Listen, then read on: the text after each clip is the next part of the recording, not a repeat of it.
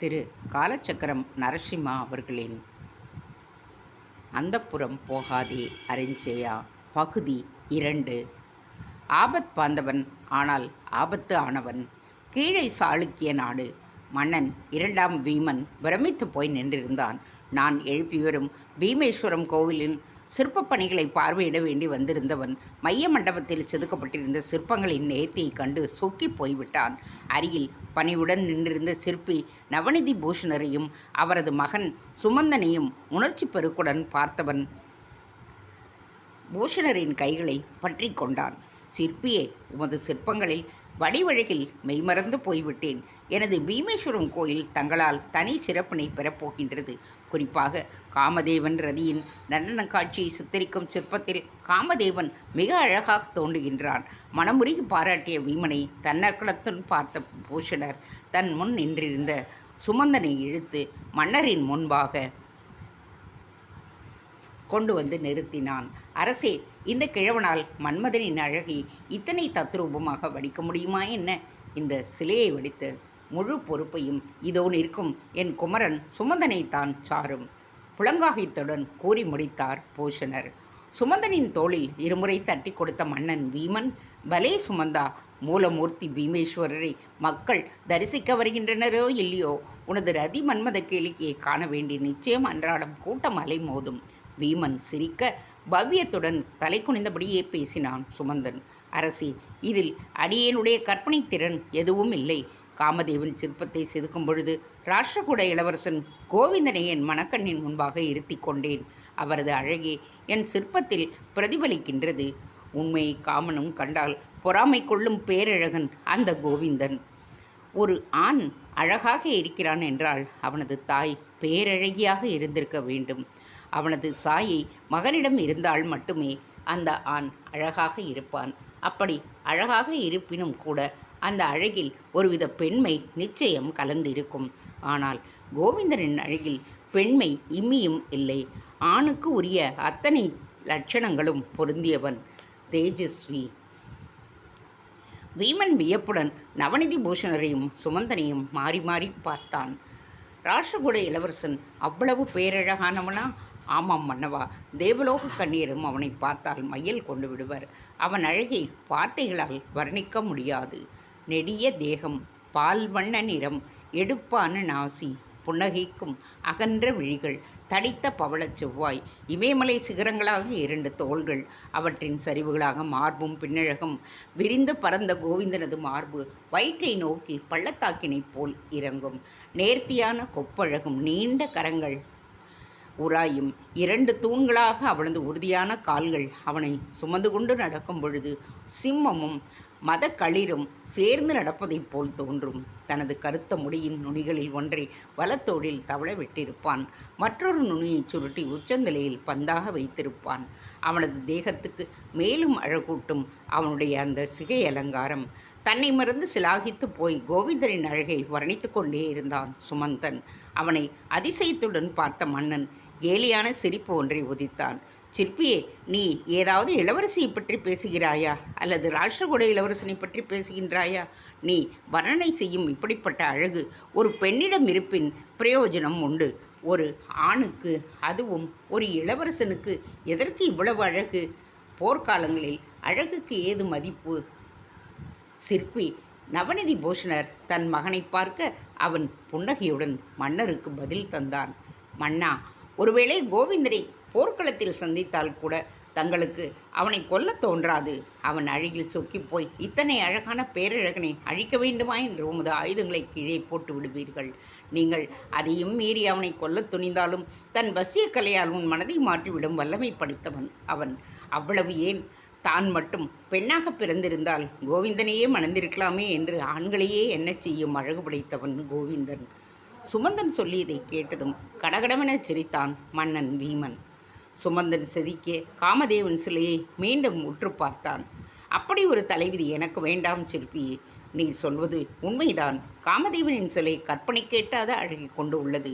இதுபோல் ஒரு ஆண் உண்மையிலேயே இருக்கிறான் என்றால் அவனை மணக்கப் போகும் பெண் பாக்யவதியாகத்தான் இருக்க வேண்டும்.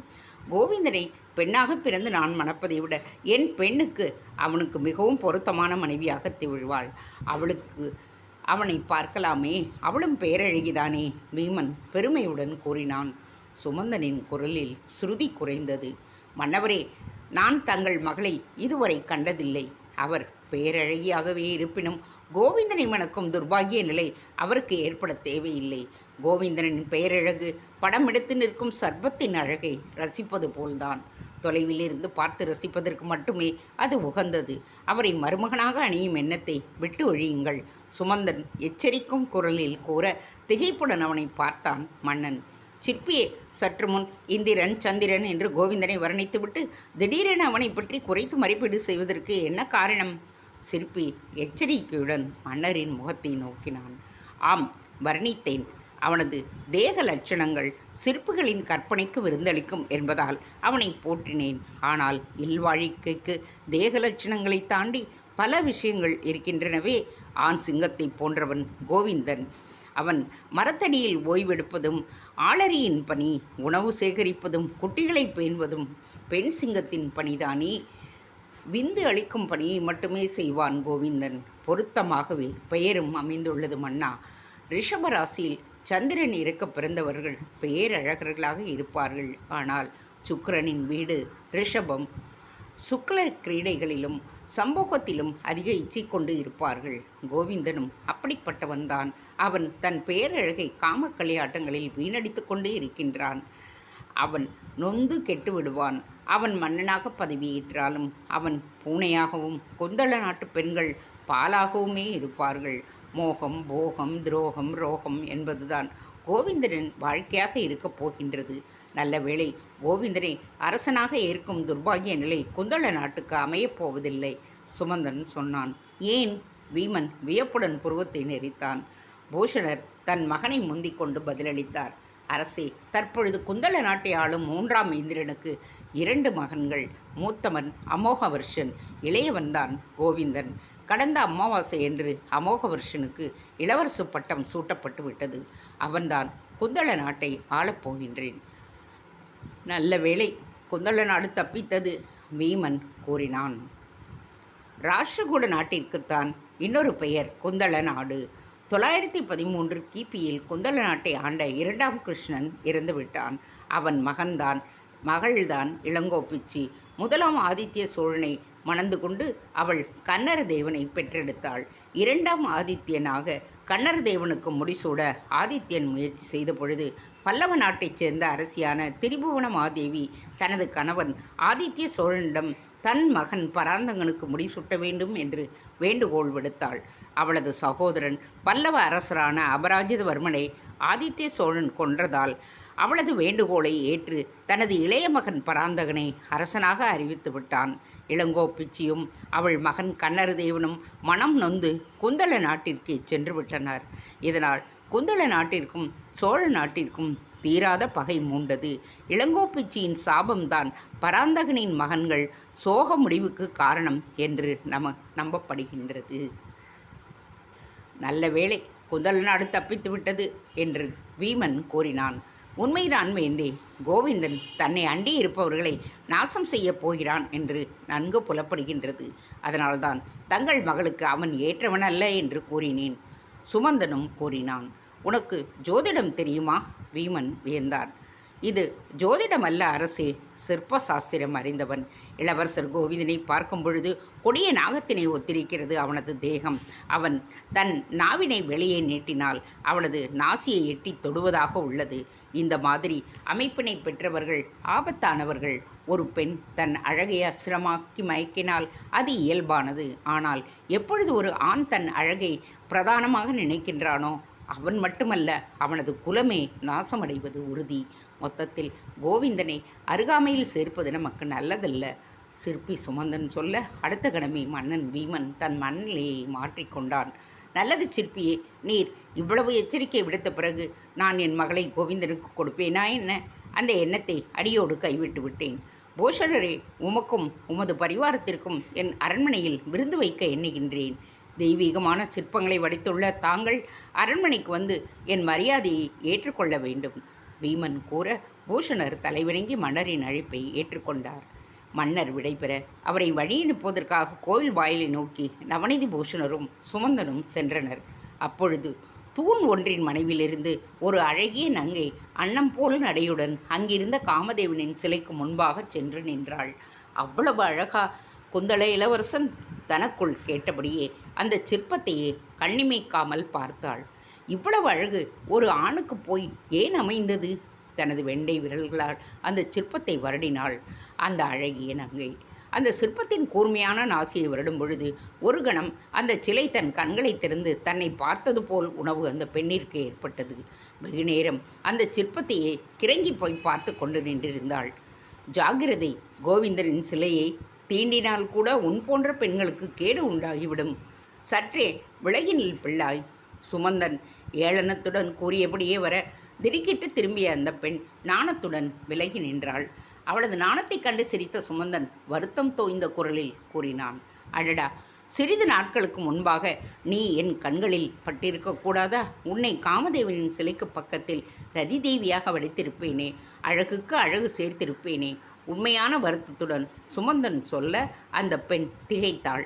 கோவிந்தன் சிலையை தீண்டினால் ஆபத்து என்று சற்று முன் கூறிய நீர் தற்பொழுது அந்த சிலை பக்கத்திலேயே என்னை ரதிதேவியாக வடித்திருப்பேன் என்று கூறுகின்றீர்களே, ஏன் இந்த முரண்பாடு? அந்த பெண் கேட்டாள். ஆம், அப்படி கூறி உன்னை எச்சரித்தது உண்மைதான். ஆனால் அவ்வாறு கூறிய பொழுது நான் உன் முகத்தை பார்க்கவில்லையே. சிற்பியின் கண்களால் உன் முகத்தை கண்ட பிறகு அந்த பேரழகனுக்கு உன்னை ஜோடி என்று எனக்கு தோன்றியது. எனவேதான் அப்படி கூறினேன். உண்மையில் ரதி தேவியாக இருக்க நீ பொருத்தமானவள்தான். சுமந்தன் சொல்ல அந்த பெண் பிரமித்து போனாள். கோவிந்தன் காமதேவனாக நிற்க அவனது ஆலிங்கனத்தில் ரதிதேவியின் சிற்பமாயிவள் குப்பென்று சிந்தூரமாக சிவந்தது அவளுடைய முகம். அடடா, நல்ல வாய்ப்பினை இழந்து விட்டேனே. நான் முன்பே பீமேஸ்வரர் கோவிலுக்கு வந்திருக்க வேண்டும். இந்த சிற்பியின் கண்களில் பட்டிருந்தால் நான் இந்த நேரம் ரதிதேவியாக கோவிந்தனின் ஆலிங்கனத்தில் காலமெல்லாம் சிலையாக வாழ்ந்திருப்பேனே.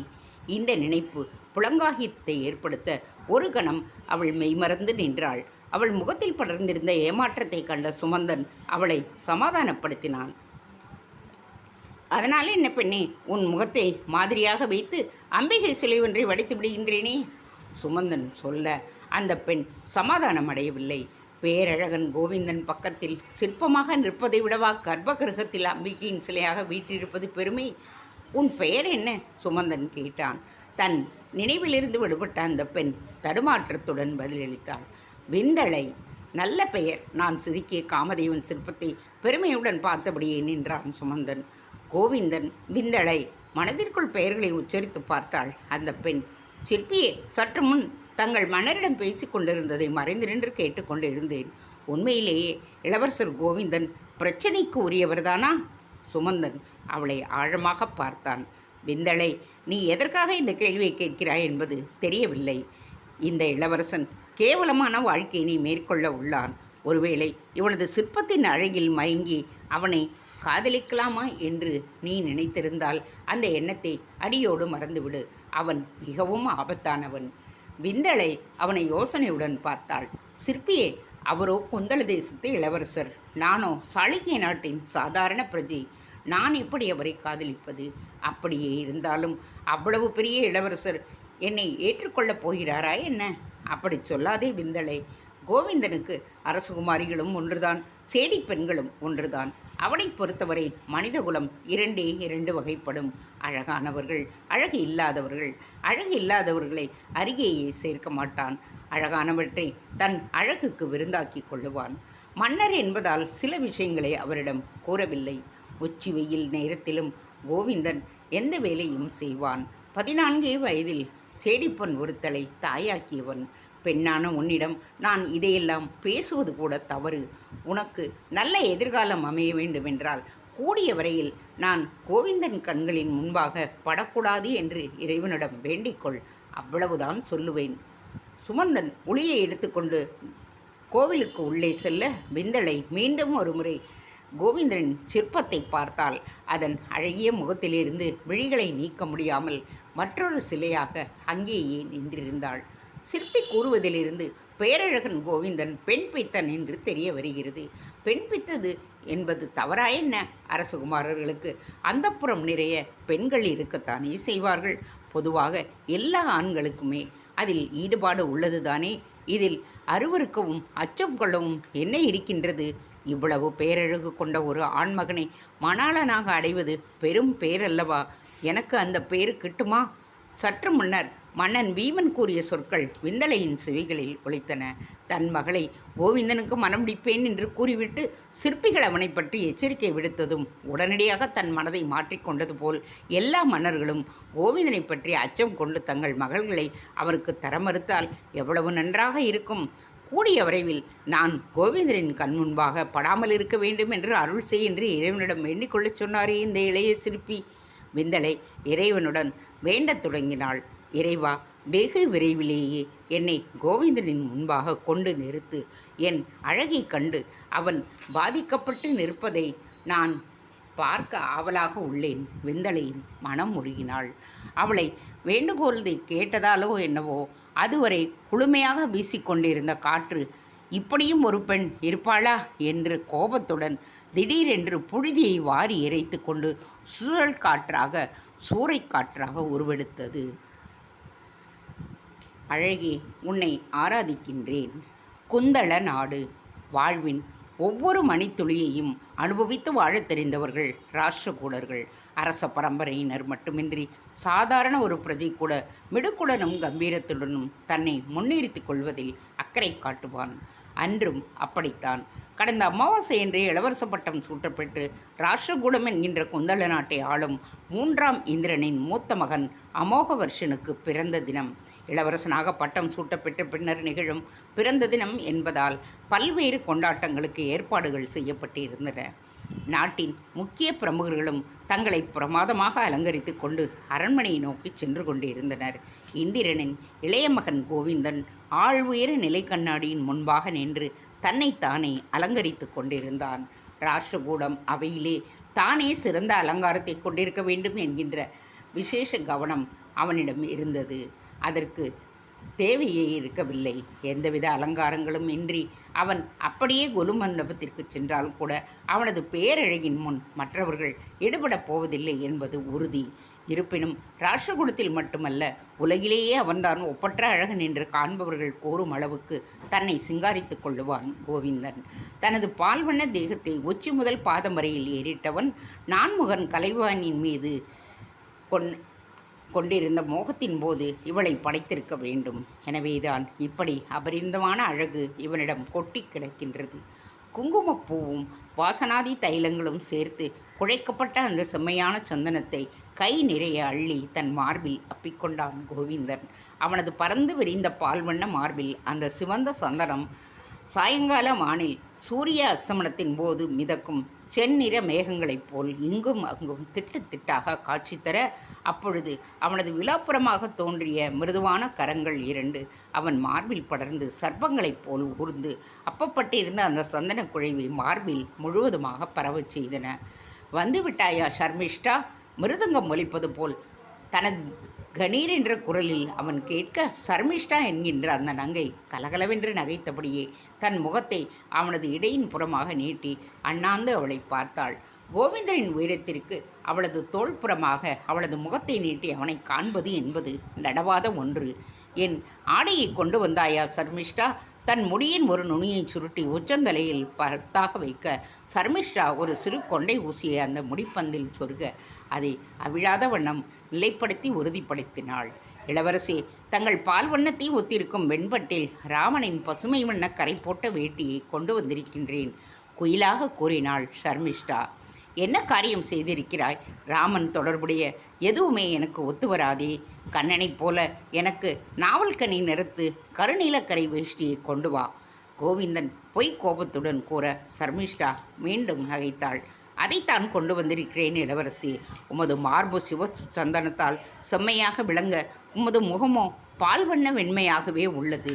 உங்களை கோபம் கொள்ள வைத்து மார்பின் செம்மையை முகத்திலும் காண வேண்டியேதான் பொய் உரைத்தேன். சர்மிஷ்டா கேலியுடன் அவனது இடது தோளை பற்றியபடி இப்படியும் அப்படியுமாக ஊசலாடினாள். முதல் முறையாக நிலைக்கண்ணாடியில் இருந்து தன் பார்வையை திருப்பி அவளை நோக்கினான் கோவிந்தன். அவன் சரசமாடும் நேரத்தில்தான் பெண்கள் அவனிடம் உரிமையை எடுத்துக்கொள்ள வேண்டும்.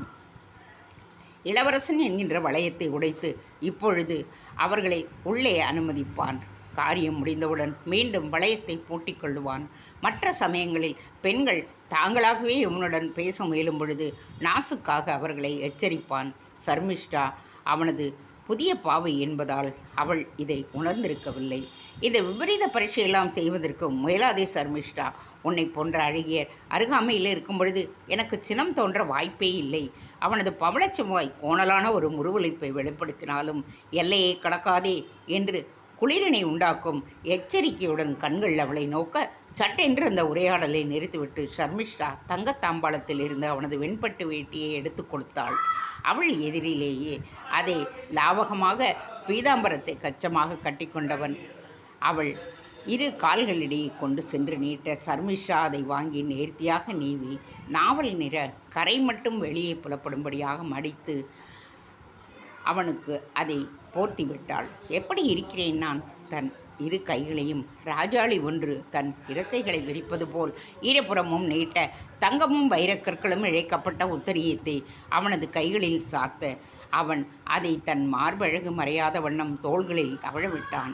அவனது கட்டுடலின் அழகை ரசிப்பதற்காக காத்திருக்கும் கண்ணீரின் கண்களை ஏமாற்ற விரும்பவில்லை அவன். புறப்படலாமா சர்மிஷ்டா? நான் தயார், அவள் கூறினாள். நான் கூறியிருந்த ஏற்பாடுகள் செய்யப்பட்டு உள்ளனவா? கோவிந்தன் தன் புருவங்களை நெறித்தபடியே அவளை பார்த்தான். ரத்தன தீபிகாவும் ரூபமதியும் தயாராக உள்ளனர் இளவரசி, சர்மிஷ்டா கூற திருப்தியுடன் தலையசைத்த கோவிந்தன் கொலுமண்டபத்திற்கு கிளம்பினான். சரியாக அவனது ஆருயிர் நண்பன் ரஜத் கேசி உள்ளே நுழைந்தான். கோவிந்தா, ஏன் இந்த அவசரம்? இன்னும் உன் தமையன் அமோகவர்ஷன் கொலுமண்டபத்திற்கு வரவில்லை. ரஜத்கேசி கூற கோவிந்தன் மீண்டும் நிலைக்கண்ணாடியினை நோக்கிச் சென்றான். வரவில்லையா? அவன் வந்தபின் சென்றால்தானே எனக்கு பெருமை. அவன் வீரத்தை போற்றுபவர்களை விட எனது அழகை ஆராதிப்பவர்களே அதிகம் உள்ளனர் என்பதை அவனுக்கு உணர்த்தத்தான் நான் தாமதமாகத்தான் செல்ல வேண்டும் என்று முன்னுச்சி முடியை சுருட்டியபடியே கண்ணாடியில் தன்னையே ரசித்தவாறு ஆணவத்துடன் கூறினான் கோவிந்தன். ரஜத்கேசி அவனை எச்சரிக்கையுடன் பார்த்தான். நண்பா, உன் அழகை காட்டி நீ எத்தகைய ஆர்ப்பாட்டம் செய்தாலும் உன் அண்ணன் அமோகவர்ஷன் பட்டத்து இளவரசனாகிவிட்டான். உன் தந்தை இந்திரனுக்கு பிறகு அவன்தான் அரசன். பிறகு நீயே அவனது சொத்து ஆகிவிடுவாய். உனது வாழ்க்கையின் கால அட்டவணை கூட உன் தமையன்தான் நிர்ணயிக்கப் போகின்றான். உன் அழகை ஆராதிக்க பலர் இருந்தாலும் அமோகவர்ஷனின் வீரத்திற்கு தான் முதல் மரியாதை. ரஜத்கேசரி கூற கோவிந்தன் அவனை உறுத்து பார்த்தான். இந்த வார்த்தைகளை நானோ வேறு யாரோ கூறியிருந்தால் அவர்களது கதை இன்றோடு முடிந்திருக்கும். சர்மிஷ்டா மனதிற்குள் எண்ணிக்கொண்டாள். உண்மைதான், ரஜத்கேசி ஒருவனுக்குத்தான் தன்னை சுற்றி நிலவும் வளையத்தை உடைத்து கொண்டு உள்ளே வரும் உரிமையை கொடுத்திருந்தான் கோவிந்தன். அவனது கருத்துக்களுக்கு மிகவும் மதிப்பளிப்பவன். சேனாதிபதி புவனசிம்மனின் ஒரே மகன். ஒருவேளை கோவிந்தன் என்றாவது பட்டத்திற்கு வந்தால் ரஜத்கேசி தான் அவனுடைய பிரதம அமைச்சராக இருப்பான். தேங்க்ஸ் ஃபார் வாட்சிங். Please subscribe.